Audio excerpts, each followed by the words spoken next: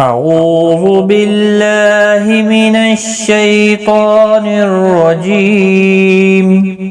بسم الله الرحمن الرحيم إنما الصدقات للفقراء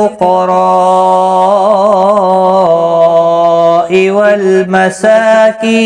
والعاملين عليها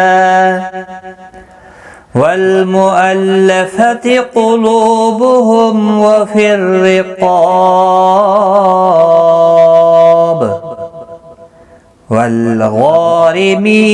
وفي سبيل الله وابن السبيل فريضة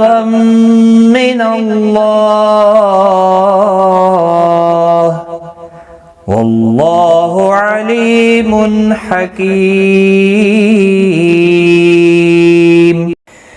یہ صدقات تو دراصل فقیروں اور مسکینوں کے لیے ہیں اور ان لوگوں کے لیے جو صدقات کے کاموں پر مامور ہوں اور ان کے لیے جن کی تالیف قلب مطلوب ہو،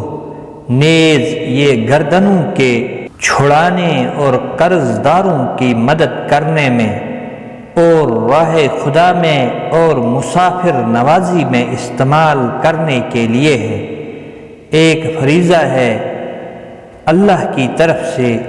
اور اللہ سب کچھ جاننے والا اور دانا و بینا ہے۔